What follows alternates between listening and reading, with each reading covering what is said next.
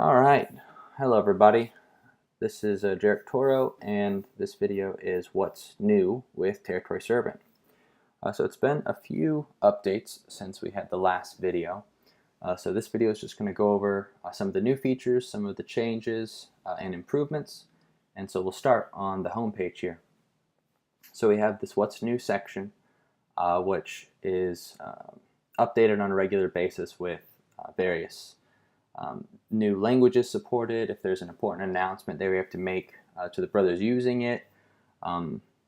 So this will be a place that we want to check at least every couple of weeks to make sure if there's going to be a update coming up where the servers will have to go down for a few hours. This is just where we're going to want to check.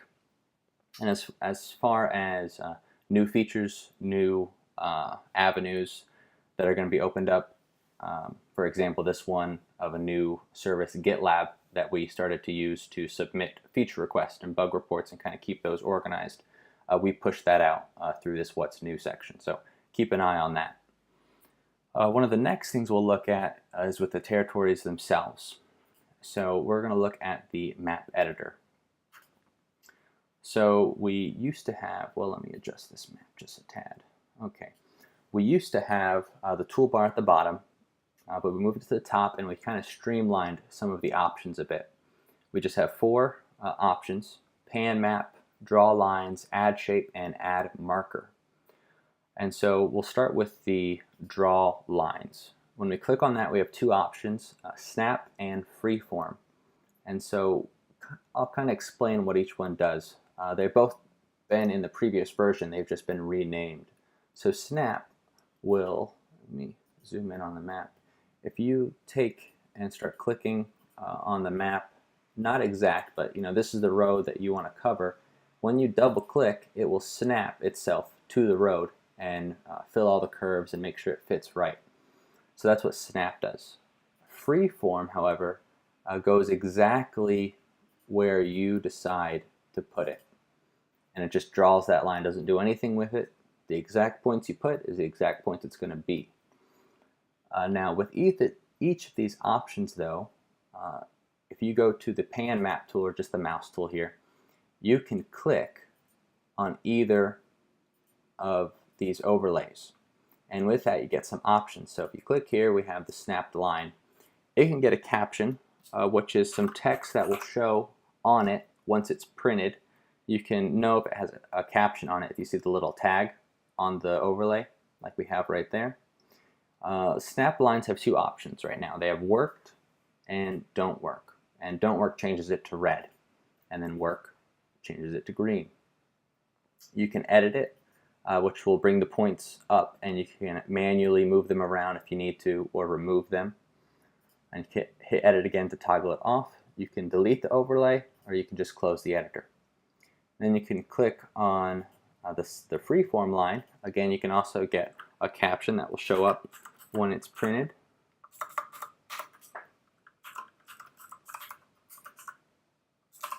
And you can see also it's dictated by the little tag on the overlay. You can also change the colors of this one, however, to kind of show whatever you would like to on your map. And you can edit, you can delete it, or you can close the editor. So that's with the draw line tools. Now just remember, in order to open up those little menus on the overlays, click on the pan map button of the toolbar to get the mouse back. If not, and you try to click on it, it can just try to make a new road. It might think you're trying to draw something again instead of trying to actually click on it. So make sure you have the right tool item in the toolbar selected. Okay, so draw lines, then we have add shape. We have two options with add shape. We have custom and rectangle. So custom lets you just click the points that you want and really make any shape that you would like, and then double click and it makes the shape. Rectangle, however, will make a rectangle perfectly when you click, and you can drag it. Now again, both of these have a menu. If you go over to the pan map mouse tool, you can click on it and then you get some options. You can give it a label as well, which will show up when it's printed, but you can also see a little preview in the middle there.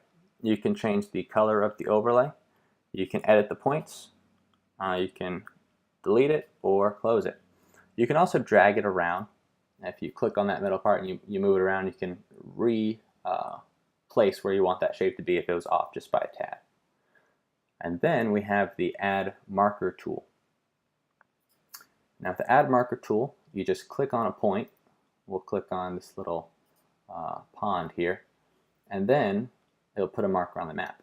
You can edit it by, again, going to the mouse tool, and then you can click on it. And now you can add a caption to it, just like you would. And it has two styles. There's default and text only. So default, when it prints on the map, it will look similar to how it looks now with the little red pin. However, if you do text only, the pin will be hidden when it's printed. On this map, it just is slightly transparent just to indicate that it's text only. But when it prints, this red pin will be gone and it will just be the text. So you have those two options here. We'll hit done, and then you can hit save.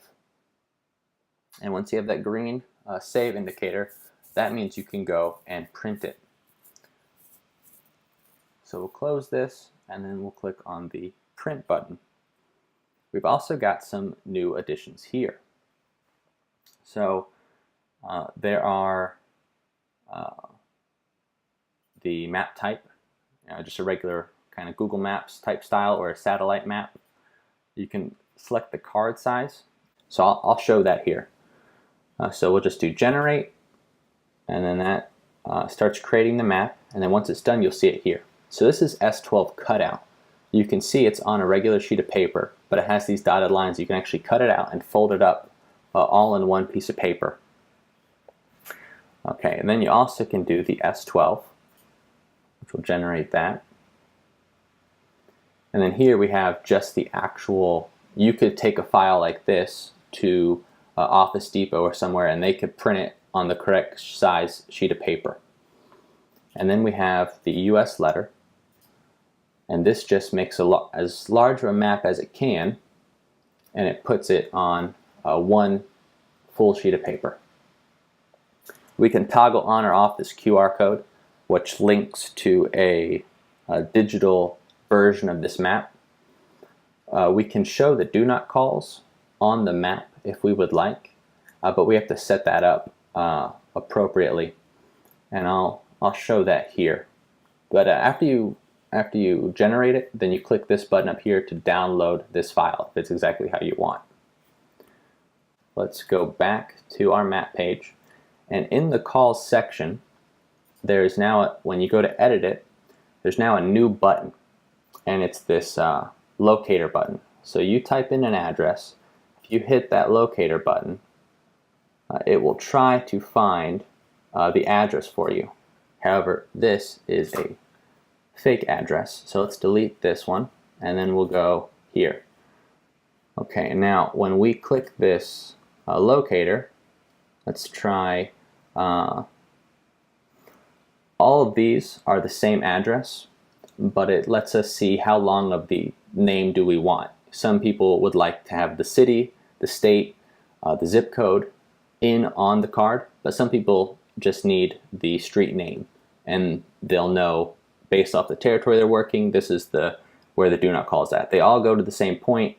It's just how long do we want that name to be on the map. So we'll do this one, and then it puts it on the map, and then we can hit save.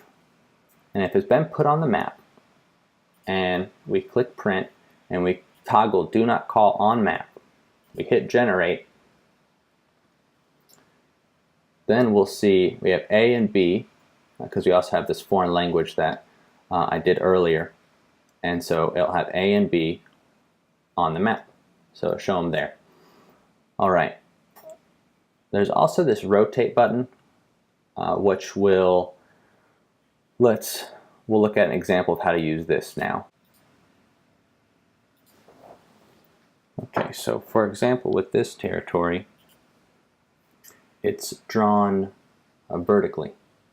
And so if we try to print this, we'll notice, go to the S12 version. We'll notice when we print it, because it kind of goes against the grain of the map size itself, it kind of has to zoom it out a lot to fit this shape, and there's a lot of extra room on either side.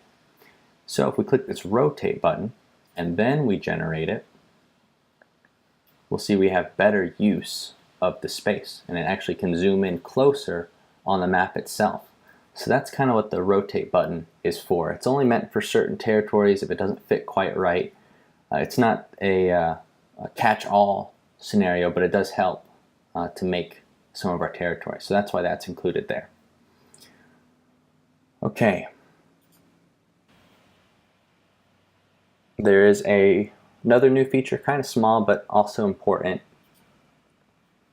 If on the territory we were messing around with earlier, there's now a Go to QR page button. And if you click on this, this just gives you the public URL. You can see it up here to this territory. So if you wanted to send someone, let's say, a digital version, you could share with them this link here. And so that's been added. It's the same link that the QR code brings you to, but now it's easy to get to for each individual territory. And then you also, every territory can be have a passcode on it. So we'll put that there, hit save. We go to QR page. It asks for a passcode now because it's protected. So 1, 2, 3, 4, hit OK, and then now we can see it. So just a little feature there. All right, there's another feature, although it is in beta right now. It's a congregation map.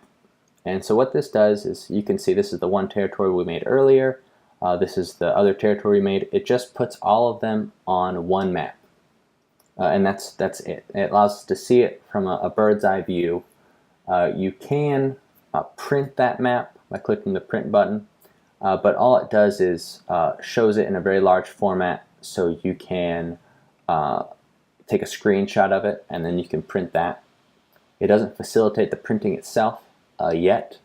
Again, this is still in beta, and it will eventually progress from that point. So those are the main new features. There is going to be an individual video for the letter and phone, as there's been quite a lot of additions there. And lastly, we just wanted to take this time to thank you, and we hope that this video is helpful.